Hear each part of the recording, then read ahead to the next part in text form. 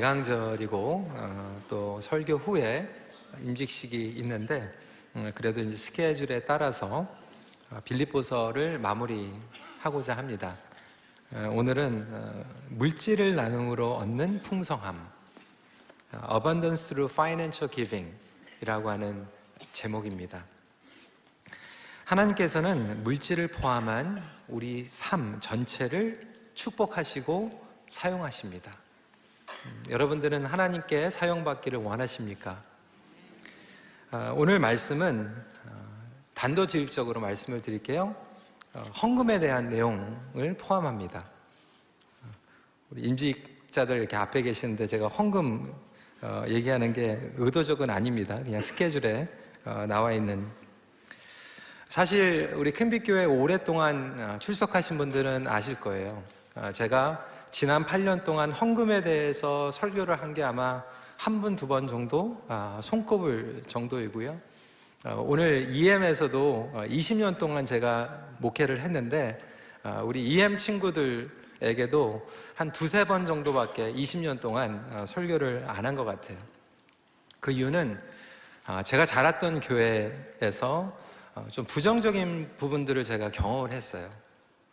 지나치게 강요적인 그러한 설교, 헌금에 대한 내용, 그리고 잘못된 헌금에 대한 사용, 그것 때문에 오게 되었던 갈등, 그리고 교회 분열 등을 통해서 저에게는 좀 상처가 있고 트라우마가 있었습니다.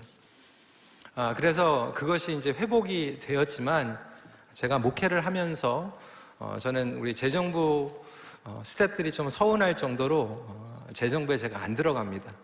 그리고 재정에 대해서 저한테 보고를 해주시면 받지만 그거에 대해서 제가 먼저 다가가지 않는 스타일이고요.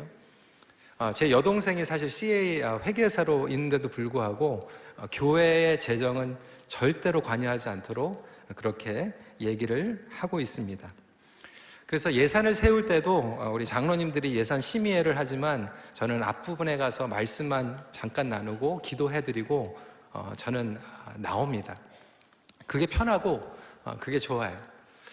그런데 한편으로 보면 예수님께서 공생의 사역을 하시는 동안 반 이상의 메시지가 우리의 삶을 하나님께 드리고 헌신하는 것, 그리고 또한 헌금, 그리고 재정에 대한 이야기를 하셨는데 제가 어떻게 보면 지나치게 그러한 좀 상처와 그 트라우마가 과거에 있었다고 해서 분명히 하나님의 말씀에 나와 있는 것을 거역하고 또 지나가 버린다라면 제가 올바른 설교자가 될 수 없고 또 여러분들에게 올바로 하나님 말씀을 가르치지 않는 것이라고 생각이 되기 때문에 오늘 두렵고 떨리는 마음으로 여러분들에게 heart to heart, 마음에서 여러분들에게 전달하는 메시지를 나누길 원합니다. 그리고 이제 오늘 새로 임직받으시는 장로님들은 저와 함께 이제 또 교회를 살림을 하셔야 되기 때문에 제가 어떠한 마음 가운데에서 교회의 재정을 생각하고 있는지 잘 들으시면 좋을 것 같아요. 오늘 이 헌금에 대해서 이야기를 하면서 아주 기본적으로 여러분들에게 말씀을 드리는 것은 만약에 오늘 설교를 들으시는 분들 가운데서 나는 아직 본어게인 크리스찬이 아니다, 나는 예수님이 아직 나의 삶의 구주가 아니시고 이 구원의 확신이 없다라고 생각하시는 분들은 절대로 부담 갖지 마시기 바랍니다. 여러분들에게는 헌금을 할 수 하는 강요 그리고 책임이 없습니다. 여러분들 헌금 안 하셔도 돼요. 하나님께서는 여러분들에게 구걸하시는 분이 아니에요.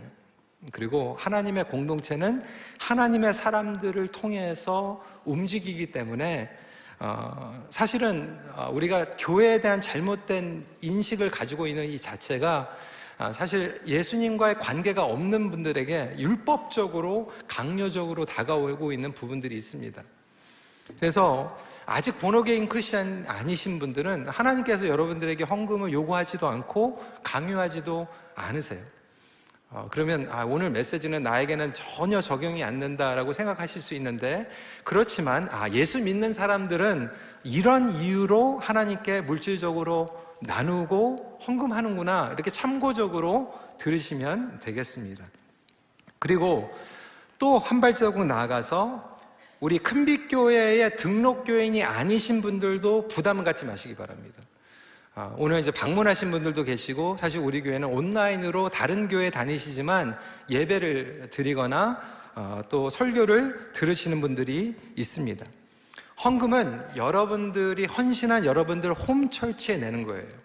물론 특별한 목적 헌금은 할 수 있어요. 내가 북한에 대한 할트가 있다, 인도에 대한 할트가 있다, 근데 우리 교회에서는 그렇게 할 수 있는 길이 없다라고 했을 때는 특별 헌금, 목적 헌금, 선교 헌금 정도는 충분히 함께 목적을 인해서 헌금을 할 수 있고요. 그리고 오늘 주일 예배 방문하셨기 때문에 주일날 하나님께 감사함으로 주일 헌금을 드리고 싶다라고 하면 여러분들도 함께 헌금할 수 있습니다. 하지만 11조 같은 헌금은 여러분들이 등록되어 있는 교회에 하셔야 되는 거예요. 여러분들이 속한 공동체에 하는 것입니다. 사실 우리 성도님들 가운데에서 재정적으로 어려워하고 계시는 성도님들이 많이 계십니다. 이제 불경기이죠. 불경기뿐만이 아니라 코로나 때 무리해서 집을 늘리거나 좀 큰 집으로 이사간 경우도 있는데, 프라임 레이트가 지금 올라가면서 많은 분들이 지금 고전하고 있어요. 얘기를 들으면 맞벌이 부부가 열심히 일을 하고 있는데 한 사람의 인컴이 전체 다 몰개지로 들어가는 경우들이 사실 한두 분이 아니더라고요. 굉장히 많이 있습니다. 그러다 보니까 재정적으로 굉장히 이렇게 압력을 받고 고난 가운데 계시는 분들이 있고요. 그리고 재정적으로 또 어려운 교회들도 있습니다. 특히 우리 1세들이 이민을 와서 경제적으로 힘든 것들을 많이 경험을 했어요. 어제 한국과 캐나다 수교 60주년을 맞이해서 토론토 그리고 온타리오의 단체 지도자들을 초청해가지고 가는 모임이 있었는데, 저도 초대를 받아서 고민을 하다가 그래도 함께 참여하는 게 좋다라는 생각을 가지고 가게 되었는데, 너무나도 유익한 시간이었어요. 지난 60년을 돌아보면서 우리 1세 한인들 오셔서 고생하신 그 이야기를 이렇게 쫙 듣는데, 사실 캐나다는 이민자들이 많이 있습니다. 이민자들이 많이 있는데 자랑스러운 거는 뭐냐면, 동남아시아에서 이민 오신 분들, 중국에서 이민 오신 분들, 인도, 필리핀 이민 오신 분들에 비해서 한국에서 이민 오신 우리 1세들이 교육 수준이 훨씬 높아요. 그러니까 교육에 대한 이 열망이 강한 거죠. 그런데도 보니까 이 인컴을 보니까요, 우리 1세 한인 인컴이 그 소수민족의 인컴, 그리고 심지어는 우리 필리핀 계통에 있는 분들의 인컴보다 낮더라고요. 왜냐하면 이제 학력이 있고 이제 또 우리 자존감이 있는데 여기 와가지고 다른 직장에서 이렇게 좀 엔트리 레벨로 들어가는 게 마음이 불편한 거예요. 그래서 대부분의 경우에는 자영업을 하게 됩니다.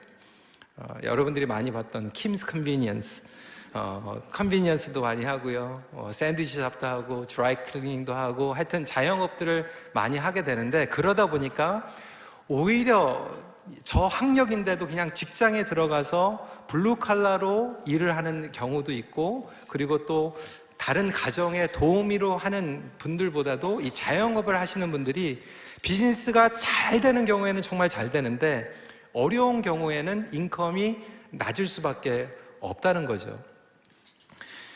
그런데 우리 2세들은 비교해 보니까 많이 올라갔어요. 우리 2세들의 인컴을 보니까 다른 소수 민족들보다 높게 올라왔더라고요. 근데 제가 영어 목회를 하면서 공통적으로 발견하는 건 뭐냐면, 2세들이 전문잡을 잡고 그리고 나름대로 인컴이 있는데도 불구하고 하도 어렸을 때부터 엄마 아빠가 돈 때문에 많이 싸우고 돈 없다 메시지를 너무나도 많이 들어가지고 심지어는 가정적으로 경제적으로 어느 정도 여유가 있는데도 불구하고 그들의 내면 가운데서는 항상 이 재정의 물질에 대해서는 자유롭지 못한 형제 자매들이 굉장히 많이 있습니다. 그리고 실제적으로 부부 싸움을 할 때 가장 넘버원 이유가 돈이라는 거예요. 심지어는 레노베이션 하다가 이혼하는 경우도 그렇게 많대요. 여러분 섣불리 레노베이션을 하지 마세요. 우리 부부가 괜찮은가 생각해보고 레노베이션을 하세요. 돈 가지고 많이 싸우는 거죠. 돈 때문에 어렵고, 그래서 아이들이 자라나면서 돈 얘기를 들으면서 자라고, 심지어는 교회에서도 매번 헌금, 재정 어렵다 뭐 이런 얘기를 들으면서 신앙생활을 배우게 됩니다. 그러니까 돈이 있는데도 돈이 없다고 생각하고요, 항상 이 물질에 자유롭지 못한 거예요. 근데 사도 바울은 오늘 이 물질의 나눔, 풍요로움에 대해서 이야기를 하면서 빌립보서를 마무리하고 있어요. 오늘 본문은 빌립보 교인들의 물질적인 도움에 대해서 바울이 기쁨과 감사함, 그리고 진정한 만족에 대해서 나누고 있는 내용입니다. 그렇다면 우리가 이 물질적인 이 financial giving, 그리고 나눔을 통해서 어떻게 하면 풍성함을 누릴 수 있을까? 이 부분에 대한 내용입니다. 가장 기본적으로 우리가 기억해야 되는 것은 물질에 지배받지 않는 삶에서 시작합니다. Life which is not controlled by finance. 여러분, 재정은 중요합니다. 돈 중요해요. 여러분, 하나님께서 여러분들에게 주시는 재정을 잘 관리하셔야 돼요. 근데 문제는 뭐냐면 우리가 이 파이낸스를 매니징을 해야 되는데 많은 경우에 이게 뒤집어져서 파이낸스에 우리가 매니지를 당하게 됩니다. 그러니까 파이낸스를 우리가 컨트롤을 해야 되는데 파이낸스에 의해서 컨트롤을 당해요. 그러니까 엄마 아빠가 예수 믿는다고 하면서 집에서 파이낸스 때문에 컨트롤을 받기 때문에 싸우는 거예요. 다스려야 되는데 다스림을 받고 있는 거죠. 교회에서도 파이낸스를 컨트롤 해야 되는데 파이낸스 때문에 컨트롤을 받아요. 사도 바울은 12절에 이렇게 얘기하고 있습니다. 나는 비천에 처할 줄도 알고 풍부에 처할 줄도 알아. 모든 일 곧 배부름과 배고픔과 풍부와 궁핍에도 처할 줄 아는 일체의 비결을 배웠노라. 사도 바울은 만족하다라고 이야기를 하고 있어요. satisfied, contentment에 대해서 얘기하고 있는데 흥미로운 것은 여기에 원어로 아우테르케이아라고 하는 단어를 쓰고 있어요. 이게 자족입니다. 그 당시에 2000년 전에 헬라 철학자들이 굉장히 많이 썼던 인생의 목표였어요. 자족, 만족. 만족을 위해서 살아갔던 거죠. 만족이 무엇인가 사고방식으로 고민했던 거예요. 그래서 그들이 굉장히 많이 유행어처럼 사용하고 있었던 이 만족, 자족인데 그들이 추구하고 있었던 만족은 뭐였냐면 인본주의의 만족이었어요. self-reliance였어요. self-sufficiency였어요. 그래서 내가 풍요나 궁핍에 어떠한 상황에 영향받지도 않고 다른 사람에게도 기댈 필요 없이 내가 잘해서 내가 자족한다라고 하는 인본주의 사상의 만족을 추구하고 있었어요. 여러분, 공산주의, 특히 이제 북한에 가면 주체 사상이 그거예요. self-reliance. 우리는 아무도 믿지 않고 우리의 힘으로 선다. 그게 인본주의입니다. 그런데 사도 바울은 똑같은 헬라어 단어를 사용하고 있지만 그가 추구하고 있는 만족은 뭐냐면 인본주의 사상에 내가 잘하고 내가 컨트롤을 해가지고 만족을 얻는 것이 아니라 내가 그리스도 안에 충만함으로 그리스도에게 컨트롤을 받음으로 만족함을 누릴 수 있는 것이 우리의 기독교인들의 차이점이다라고 이야기하고 있습니다. 여러분들은 믿으십니까? 그러니까 진정한 자족은 나에게 달려있는 게 아니라는 거. 왜? 저와 여러분들은 죄인이에요. 저와 여러분들의 욕심은 끝이 없어요. 연약한. 그래서 조금 더 생기면 좋은 것 같다가도 그 다음날 더 원해요. 우리의 힘으로는 우리는 자족할 수 없다라고 하는 거예요. 내 자신을 컨트롤할 수 없기 때문에 정말로 진정한 자족과 만족은 뭐냐면 더 크신 은혜가 나를 지배할 때, 더 크신 분이 나를 컨트롤할 때 가능하다라고 이야기하고 있는 거예요. 그래서 우리는 재물을 얘기할 때 하나님의 관점으로 이해하는 겁니다. 돈이 필요 없다, 재물이 필요 없다 말씀드리는 게 아니에요. 그런데 중요한 것은 세상 사람들은 내가 그것을 내 힘으로 벌어가지고 내가 만족하기 원하는데 믿는 사람들은 그것이 하나님께로부터 온다라고 하는 것을 인정하는 거예요. 여러분들의 재물은 누구로부터 오나요? 누구로부터 온 거예요? 직장에서, 비즈니스에서 온 거죠. 그렇죠? 그런데 하나님께서 직장을 통해서, 비즈니스를 통해서, 여러분들의 스킬을 통해서 주신 거예요. 우리 부모님, 자녀들 그렇게 고백하잖아요. 우리 애들이 어디서 왔어요? 아내 뱃속에서 왔죠. 그런데 하나님께서 아내의 배를 통해서 주신 거잖아요. 그러니까 하나님께로부터 왔다라고 하는 것을 분명히 이해할 때 우리는 청지기 의식을 갖게 됩니다.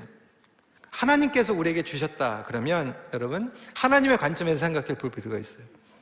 하나님께서는 재물을 그러면 누구에게 맡기실까요? 하나님께서는 재물을 맡기실 때 이 재물 때문에 컨트롤 당하는 사람에게 부어주시기보다는 이 재물을 잘 관리하는 사람들에게 부어주시길 원해요. 달란트 비유와 마찬가지죠. 부어주셨는데 이게 독이 되고 저주가 되고 이것 때문에 망가지는 사람에게 부어주시길 원하는 게 아니라 오히려 이것을 통해서 잘 사용하기 원하는 분들에게 부어주시길 원하는 거예요. 교회 영혼들도 마찬가지입니다. 여러분, 하나님께서는 영혼들을 어디에 보내주실까요? 그 영혼들을 귀하게 생각하고 그 한 영혼 한 영혼에게 복음을 전할 수 있는 교회에게 보내주시지, 그렇게 귀한 영혼들이 왔는데도 관심도 없고 케어도 안 하고 복음도 안 전하는 교회는 하나님께서 그 사람들을 안 보내주세요. 그러면 재물을 하나님께서 우리에게 맡기신다라고 생각을 하면 그것을 가지고 우리는 자족할 수 있고, 그것을 통해서 때로는 절약도 하고 투자도 하게 됩니다. 교회가요, 절약도 해야 돼요. 요셉이 그랬습니다. 풍년 때 절약해서 흉년 때 썼어요. 예수님께서 오병이어의 기적을 베풀으셨지만 그 남은 것 낭비하지 않게 하고 바구니로 거두십니다. 알뜰하세요. 그런데 한편으로 보면 옥합을 깨트려 가지고 원샷에 그 모든 것들을 부어버리는 것을 또 허락하세요. 이게 무슨 얘기냐면 어떤 것들은 절약하게 하고 어떤 것들은 과감하게 하나님 나라의 관점에서 투자하게 만드시는데 이것들이 결국 자족입니다. 그래서 자족은 뭐냐면 flexibility, 유연성이에요. 하나님께서 주시면 주시는 대로 쓰임을 받고 안 주시면 안 주시는 대로 또 하나님 앞에 기다리고, 이 유연성을 가질 때 하나님께서 칭찬하시는 대로 청지기의 삶을 쓰임받게 됩니다. 여러분, 유통이에요. 서큘레이션이에요. 돈은 돌잖아요. 마찬가지로 하나님께서 주시는 재정도 도는 거예요. 저와 여러분들이 하나님의 도구입니다. 통로예요. 파이프라인이에요.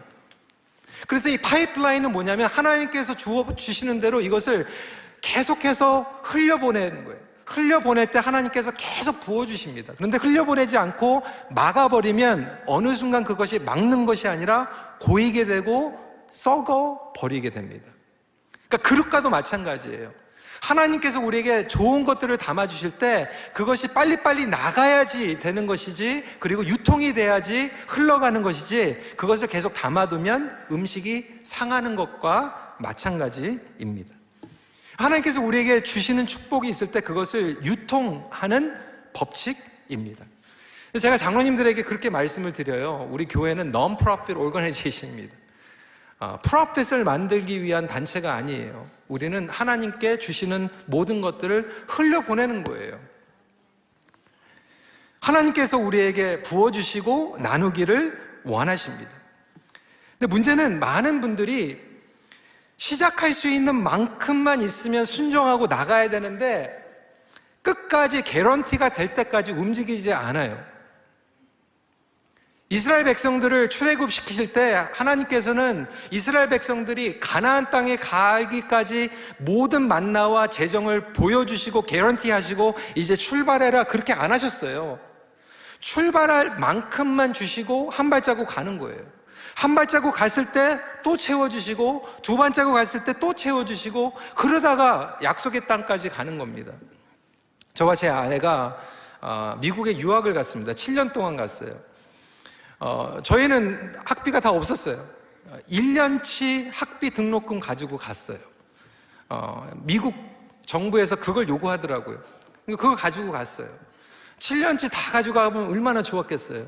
없었어요. 1년치를 가지고 갔지만 1년 하니까 하나님께서 또 채워주시고 2년 하니까 채워주시고 그래서 7년 공부했습니다. 우리 목회가 그런 거예요. 선교사님들이 마찬가지 아닙니까? 끝까지 다 개런티 한다고 시작하는 게 아니라 하나님께서 우리에게 주신 만큼만 시작하면 그 다음 단계는 하나님께서 책임져 주시는 줄 믿으시기 바랍니다. 이게 하나님의 법칙이에요. 주시면 하는 거고 기다리라고 하면 기다리면 되는 거잖아요. 바울은 이렇게 얘기합니다. 13절에 내게 능력 주시는 자 안에서 내가 모든 것을 할 수 있느니라. 나에게 개런티, 계약서 써준 대로 할 수 있느니라가 얘기가 아니라 나에게 능력 주시는 자 안에서 할 수 있다고 고백할 수 있는 저와 여러분들이 되시길 주님의 이름으로 축원합니다. 이게 하나님을 믿는 신뢰예요. 근데 많은 경우에는 이러한 신뢰보다는 제가 말씀을 드린 것 같이 과거에 있는 우리의 생각이 지배할 때가 참 많이 있어요. 제가 초반에 말씀을 드렸지만 어제 이제 중요한 행사에 갔는데 보니까 이제 교계 인사로는 이제 저하고 이제 또 한 분 목사님이 초청을 받았더라고요. 그 교회도 사이즈가 큰 교회인데 그분하고 이제 옆자리에 앉아가지고 제가 이제 3부 예배는 온라인에 나가니까 누구라고는 얘기는 안 하고요. 얘기를 하는데 이제 올해 재정적으로 내년도 준비하는 거를 얘기를 하시더라고요. KM은 보니까 재정적으로 좀 많이 힘들대요.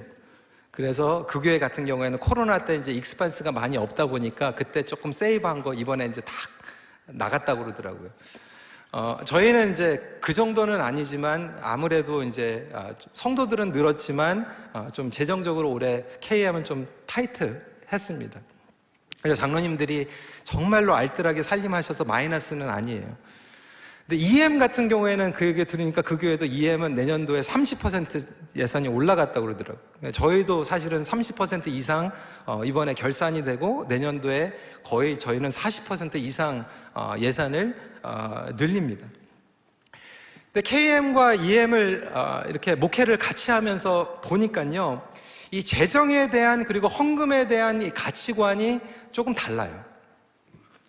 뭐가 다르냐면 EM 같은 경우에는 교회에 왔을 때 함부로 그리고 그렇게 쉽게 등록 안 합니다. 예배를 드려요.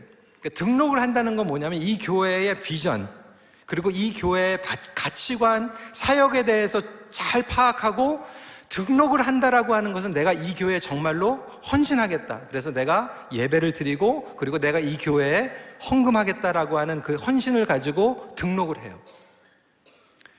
그리고 안수집사로 그리고 장로로 직분자가 된다라고 하는 것은 정말로 재정적으로 헌신한다라고 하는 마음을 가지고 있기 때문에 사실 이번에도 우리 장로님들 2분을 세워야 되는데 미시사가에서 다 기권해버렸어요. 아직 영적으로 준비가 안 됐다는 거예요. 그리고 리더십에 들어오게 되면 정말로 헌신을 해요.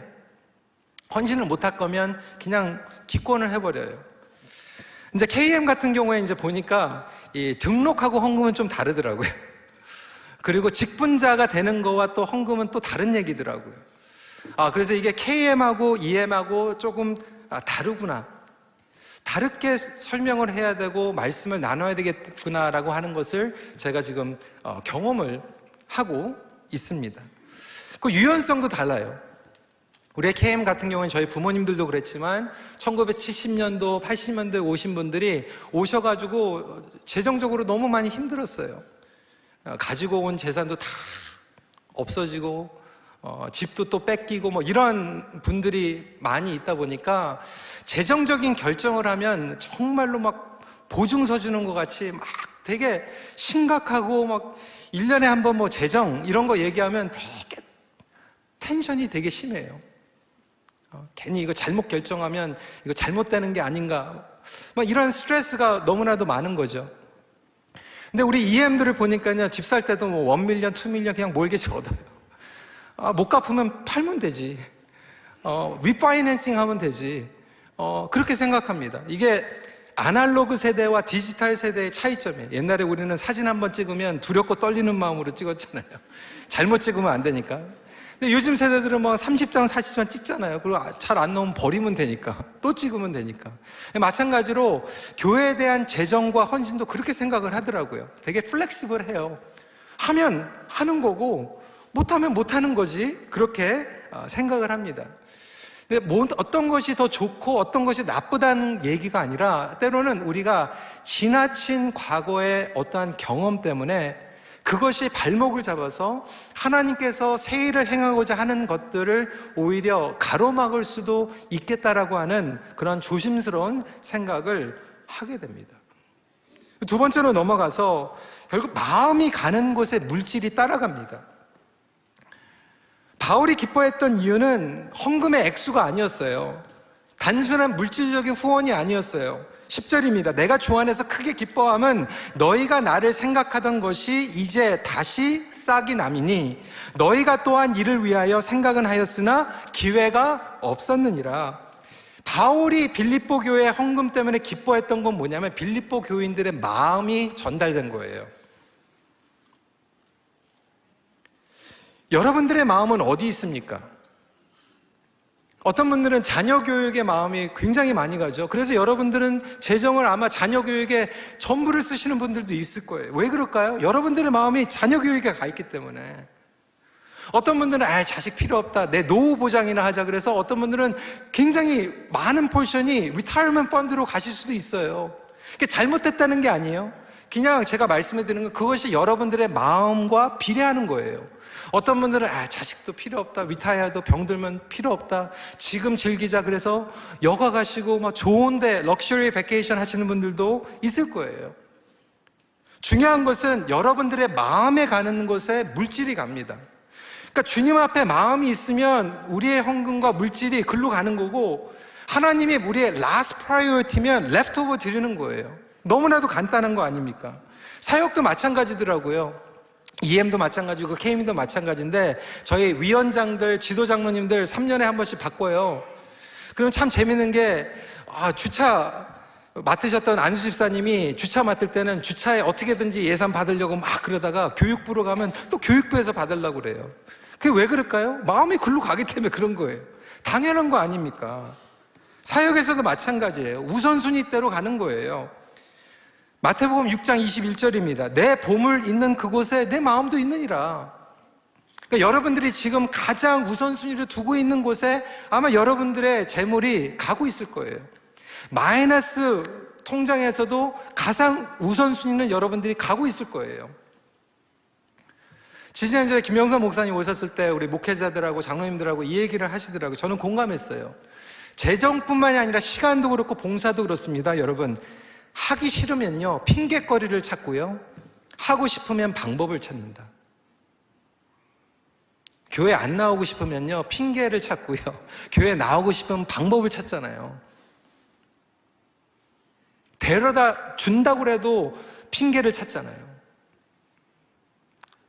근데 놀러 가고 싶거나 재밌는 거 하고 싶으면요 다른 거를 포기하고도 방법을 찾습니다. 우리 재정도 마찬가지고 물질, 봉사, 시간, 관계도 마찬가지예요. 하고 싶으면 만듭니다. 원래 있던 것도 조절합니다.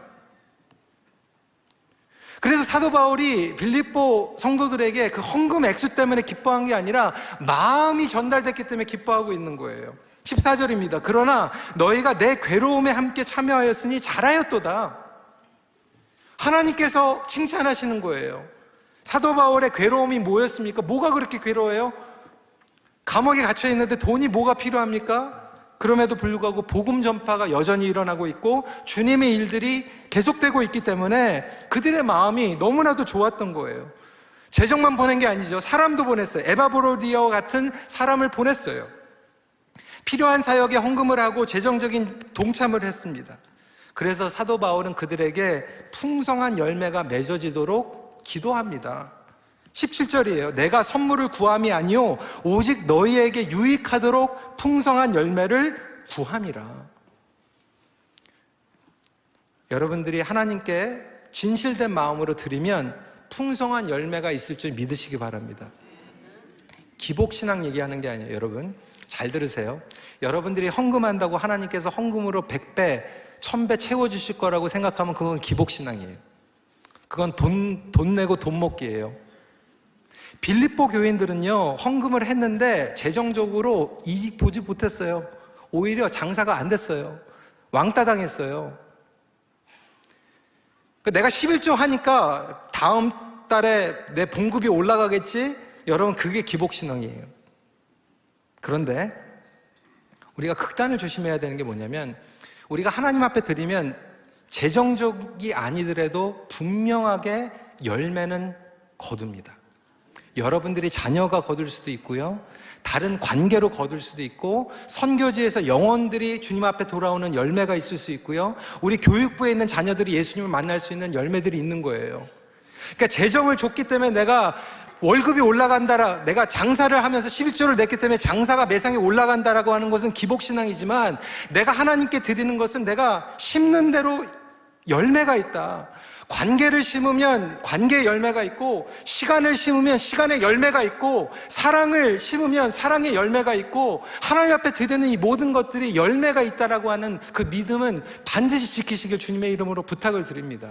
근데 한국교회가 뭐가 잘못됐냐면 극단으로 가버려요. 자꾸 예전에 스캔들도 있고 헌금 잘못 사용하고 뭐 이런 것 때문에 완전히 정반대로 가버렸어요. 말씀드린 것 같이 워낙 며느리들이 시어머니들한테 막 구박을 받고 시집살이 하다 보니까 요즘은 시어머니들이 집에 오는 것도 못 오게 하고 문전박대하고 그러는 며느리도 있대요. 우리 교회는 안 그러겠지만, 그렇죠? 너무 막 간 거 아닙니까? 예전에 선생님들이 아이들을 너무나도 때려가지고 요즘은 아이들이 선생님을 구타하는데 막 간 거 아닙니까? 마찬가지로 예전에 안 좋았던 그 경험 때문에 교회에서 헌금, 물질 얘기하면 완전히 노이로제가 걸려가지고 교회에서 헌금하지 마. 여러분, 교회에서 우리가 하나님을 안 드리면 우리가 뭐로 어떻게 복음 사역합니까? 그래서 저와 여러분들은 분명한 목적을 가지고 하나님께 드리는 거예요. 그리고 서로를 위해서 돕는 책임이 있습니다. 제가 너무나도 내년도 기회가 되는 부분이 하나가 있는데, 비전 나이트에서 나눴지만 내년부터 우리 정책당에서 어떻게 결정했냐면, 한 달에 한 번씩 마지막 주에 긍휼 헌금을 우리가 전 교인이 걷습니다. 교육부까지 1불씩. 여러분, 1불씩 거둘 거예요. 아이들까지 밥 먹으면서도 걷고요, 커피 마시면서도 걷고, 한 달에 한 번씩. 그래서 그걸 가지고 뭐 할 거냐면 우리 교회에 어려운 분들을 도우려고 해요. 한 3,000불, 4,000불 정도 거두어지면 그것이 아주 큰 돈은 아니지만 또 작은 돈도 아니거든요. 그게 그들을 살릴 수 있고요, 격려해 줄 수 있다라면 교회에서 이 풍성한 나눔을 통해서 해야 되지 않겠습니까? 그래서 저는 굉장히 이게 설레어요. 우리 교회가 이렇게 할 수 있으면 너무나도 좋겠다. 여러분들이 함께 동참해 주시기를 간절히 부탁을 드리겠습니다. 마지막으로, 하나님은 풍족하게 나누는 자에게 풍족하게 채워주십니다. 18절 19절이에요. 내게는 모든 것이 있고 또 풍부한지라 에바브로디도 편에 너희가 준 것을 받음으로 내가 풍족하니 이는 받으실 만한 향기로운 제물이요 하나님을 기쁘시게 한 것이라. 나의 하나님이 그리스도 예수 안에서 영광 가운데 그 풍성한 대로 너희 모든 쓸 것을 채우시리라. 사도 바울이 풍부하게 받았어요. 참 재밌는 것은, 여러분, 사도 바울이요, 고린도 교회도 개척했고 빌립보 교회도 개척했는데 고린도 교회에게는 안 받았어요. 왜 그랬을까요? 고린도 교회는 미성숙한 교회였어요. 헌금에 대한 올바른 관점이 없었어요. 그래서 바울을 힘들게 했고, 바울은 고린도 교회로부터 헌금 받는 것을 거절하고 오히려 자기가 장막장이 사역을 하면서 벌어요. 고린도후서 9장 7절부터 8절까지 이렇게 권면합니다. 각각 그 마음에 정한 대로 할 것이요 인색함이나 억지로 하지 말지니. 왜 그랬을까요? 고린도 성도들이 인색함으로 억지로 했거든요. 하나님께서 안 받으세요.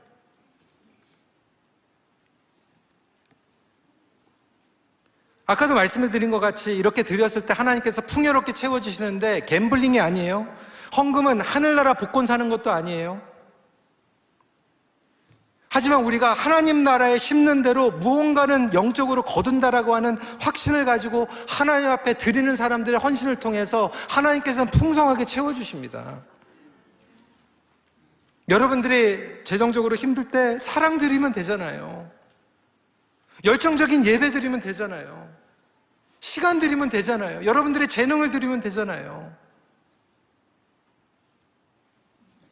몇 가지 간증을 하려고 합니다. 우리 EM에게도 오늘 나누면서 격려를 했는데, 저희 교회가 14년 전에 여기 건축하면서 들어올 때 사실 이 큰 건축을 하면서 돈이 없었어요. 제가 아직도 기억하는 게 당회에 들어가면 항상 이 재정 때문에 장로님도 많이 스트레스를 받으셨어요. 그래서 몇 년 동안 저희가 땅은 사놓고 건축은 못하고 있었어요. 근데 그 당시에 저희 EM이 다운타운에 가가지고 두 번째 캠퍼스를 개척을 했어요. 토론토 대학 앞에 정말 너무나도 좋은 로케이션인데 캐네디안 교회 건물을 빌려가지고 오후에 예배를 드리고 있었죠. 젊은이들이 몰려오고. 근데 이 캐네디안 교회 그 목사님, 담임 목사님 저한테 하루는 이렇게 얘기하는 거예요. 우리가 교회가 많이 성장을 했기 때문에 이제 외곽으로 나갈 텐데 너희가 이제 이걸 렌트하고 있으니까 가장 먼저 너희들에게 이걸 팔겠다. 너희들이 원하면 마켓에 내지 않고 부동산에 올리지 않고 그냥 실값에 팔겠다라고 얘기를 하는 거예요. 근데 제가 그 얘기를 듣고 나서요, 미안한데 목사님 우리 돈 없어요 그러고 나왔어요. 이거 뭐 어떻게 저희가 할 수 있는, 안 되잖아요. 여기도 지금 돈이 없어가지고 건축을 못하고 있는데. 그리고 나왔는데 마음 가운데 엄청난 부담이 드는 거예요. 왜? 이제 딴 데서 사가지고 가면 이제 여기 또 렌트 못 할 수도 있고, 그리고 바로 그 옆에 바하이 센터가 이거를 굉장히 눈독을 들이고 있었거든요. 거기서 사면 이제 예배 못 드리는 거죠. 그 다음 주에 목사님이 또 저를 불렀어요. Are you sure? 이게 마지막 찬스. 너희가 원하지 않으면 이제 마켓에 내놓겠다.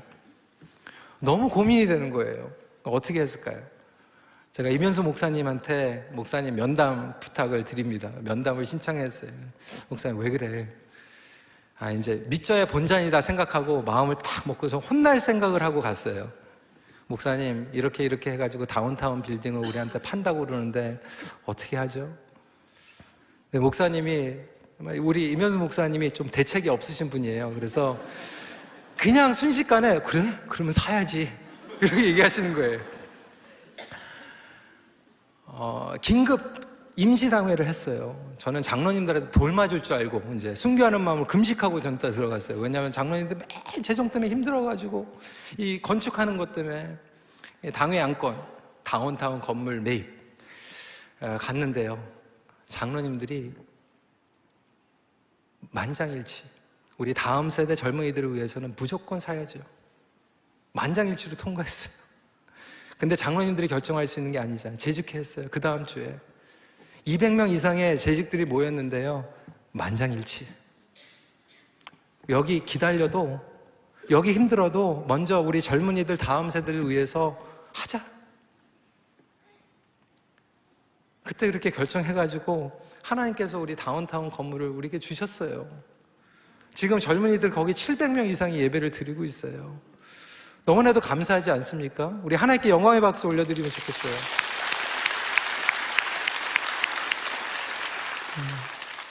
그리고 나서 다운타운이 성장을 하게 되는데, 문제는 다운타운이 성장하는데 대학생들만 오는 거예요. 그러니까 숫자는 많고 밥은 많이 먹는데 헌금은 안 내는 거예요. EM이 막 힘들잖아요. 왜? 우리 헌금은 똑같이 들어오는데 막 2배로 늘어가지고, 우리도 지금 교육부가 지금 늘어가지고요. 참, 교육부에 이제 투자를 해야 돼요. 근데 다운타운은 대학생들만 막 늘어나니까 돈은 많이 나가는데, 대학생들이 무슨 어떻게 헌금을 하겠어요? 어려웠어요. 사역자들 더 고용을 해야 되는데, 사역자를 어떻게 할 수가 없고. 근데 EM 리더십이요, 우리 KM에 그렇게 헌신한 걸 보더니 헌신했어요. 몇 년 동안 그러면 우리가 12조 하자. 그래서 EM에 있는 리더들이 12조 했어요. 그래서 재정으로 안 되는 사역자들 폐회하고, 그리고 사역 돌아가게 하고, 그렇게 해가지고 지금 우리 EM이 북미에서 가장 놀랍게 성장한, 지금 700명 이상에 모이는 3 캠퍼스, 다 풀타임 사역자들이 있고요. 우리 미시사가 풀타임 4명 있고요. 하나님께서 채워주셔서 이제 KM 어려운 부분들 EM에서 더 도와주려고 하는 그 마음을 들으니까 얼마나 감사한지 모릅니다. 여러분, 하나님께 우리가 풍요롭게 드리면요, 하나님께서 우리에게 주시지는 않을지 모르지만 다음 세대를 통해서 영혼들이 주님 앞에 돌아오고요, 그리고 하나님의 나라가 확장이 되고요, 그리고 하나님께서 가장 기뻐하시는 쓰임받는 그런 삶을 살아가게 됩니다. 우리 부모님 생각해도 마찬가지더라고요. 이민 오셔가지고 정말 가지고 있는 거 다 없어진 것 같은데 이게 없어진 게 아니라 결국 하나님 나라에 투자했고요, 결국 그 열매는 누군가가 지금 맺고 있더라고요. 저와 제 동생 가족이 얻고 있고요, 우리 자녀들이 얻고 있고요, 교회가 얻고 있고요. 그렇다면 하나님께서는 반드시 여러분들의 헌신을 통해서 축복해 주실 뿐만이 아니라 축적이 되는 줄 믿으시기 바랍니다. 그래서 저와 여러분들이 다음 세대를 위해서 그 믿음 가지고 하는 거예요. 여러분, 믿음은요 축적입니다. 그리고 헌금도 축적이에요. 드리면 드리는 대로 쌓입니다. 믿음이 그래요. 그리고 물질적인 헌신도 마찬가지입니다. 우리 청년들 많이 앉아있는데 제가 우리 EM의 대학생들한테 그렇게 얘기를 했어요. 고등학교 때부터 마찬가지예요. 여러분들이 젊은 나이에 용돈을 통해서도 10불씩 드리면요, 그게 쌓입니다. 근데 젊은 나이에 대학생 때 10불 드리지 못하면요, 나중에 하나님께서 부어주셔도요 1000불, 10,000불 못 드려요. 10불도 못 드리는데 어떻게 드리겠어요? 그래서 우리의 믿음이 쌓이는 것 같이 내가 대학생일 때부터 10불씩이라도 20불이라도 하나님 앞에 믿음으로 드리고 그것이 우선순위가 되면 하나님께서는 그것을 통하여서 여러분들의 삶을 온전히 사용하는 줄 믿으시길 바랍니다. 그래서 결국 이게 삶의 가치관과 우선순위예요. 나를 위해서 살아가는 삶과 하나님께 쓰임받고자 사는 삶에 오는 차이입니다.